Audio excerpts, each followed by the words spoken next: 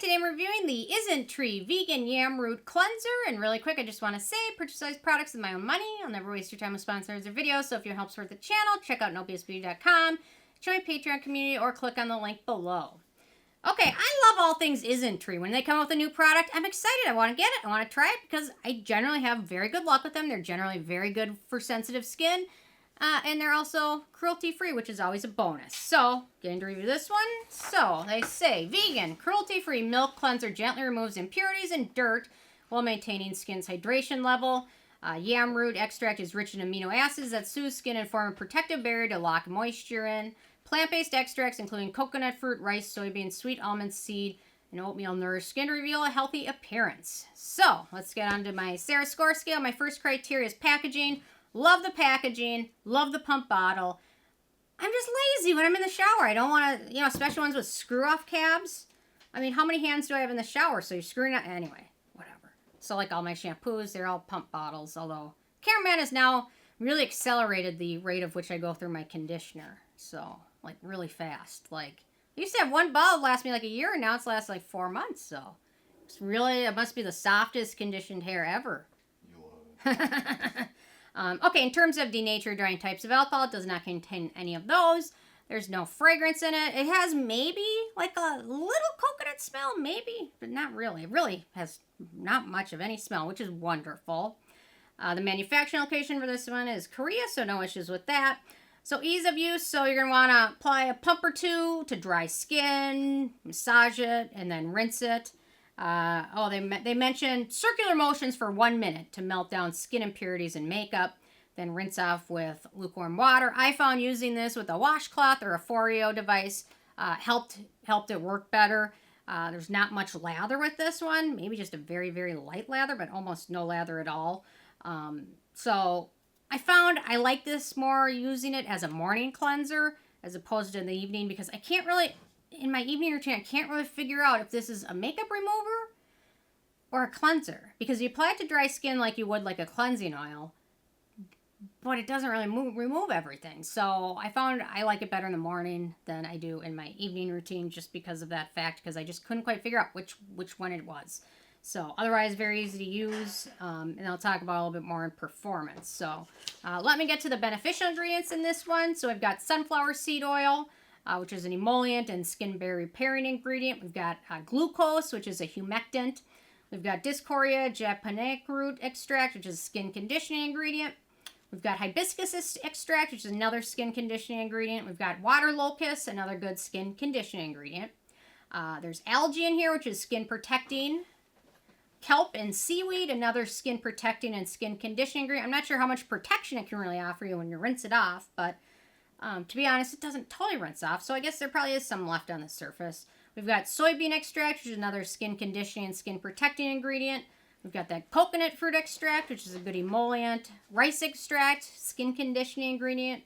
Sweet almond extract, another emollient. And then oatmeal extract, which is a nice soothing ingredient. So, nice list of skin conditioning, emollients. The cleansing ingredients they use in here are all pretty mild. None of them are super harsh. Most people won't have any issues with the cleansing or surfactants in here, so they're pretty mild, which is great, especially for sensitive skin. In terms of animal testing, this is cruelty-free as well as vegan, so that's always a plus with anything you buy. It's interesting that some brands, I'll talk about this in a video later today, that there's a lot of brands that used to be cruelty-free that went the other way. But generally, the trend is going from not cruelty-free to cruelty-free. So it's interesting to see a few brands going against that grain. And I am baffled. Well, I'm not baffled by it because it's all about money. So, okay, in terms of the performance, it works better as a morning cleanser. It struggles to remove a lot of makeup. It does, like if I'm wearing sunscreen, it does a pretty good job removing the sunscreen. But if I have eye makeup on, mascara, lipstick, it struggles to remove that. If you have a layer of sunscreen on, I feel like it has removed most of that. It just struggles, especially with super waterproof ingredients. And then, to be honest, this has a little bit of a residue feeling after cleansing it. I prefer, like their onion line, their onion cleanser is wonderful. I really love that one. I prefer that to this one. This one just, it leaves a little bit of a residue.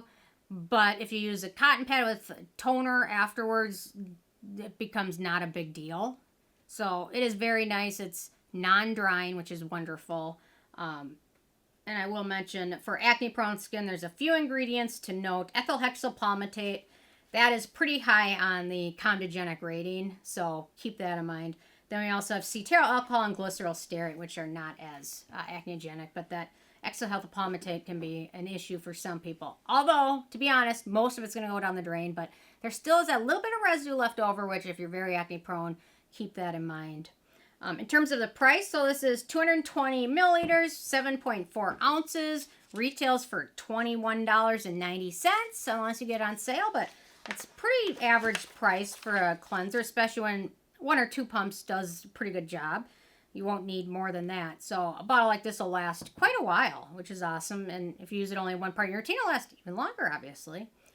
Then in terms of the it factor, I want it so much to be like a holy grail product for me, but it isn't. But I just couldn't get over that residue feeling after cleansing it. But there's a lot of people that really love it, so that is awesome. There's a lot of people commenting about it and really enjoy it, so nothing wrong with that. I think if this one had a little bit more lather, I might have liked it a little bit more. Maybe that's somewhat in my head, but I still feel a little bit of a residue. I love that it's fragrance-free, and I probably wouldn't finish this bottle using it on my face, but I'll definitely finish using it on my body, which doesn't have as much oil or makeup, obviously, on it. Yeah, so overall, it's a pretty good product. Just a couple things that I didn't love about it, but overall, there's more to like than not. So, with a 10 being a perfect score, I gave this one an 8. Probably worth a try for a lot of people, except for those with very acne or oily skin might not appreciate it as much. So, anyway, interesting from you guys if you've had a chance to check this out yet or not, and if you have what your thoughts are. So, leave a comment. Love hearing from you, and stay tuned for more tomorrow. Thank you so much. Bye, guys.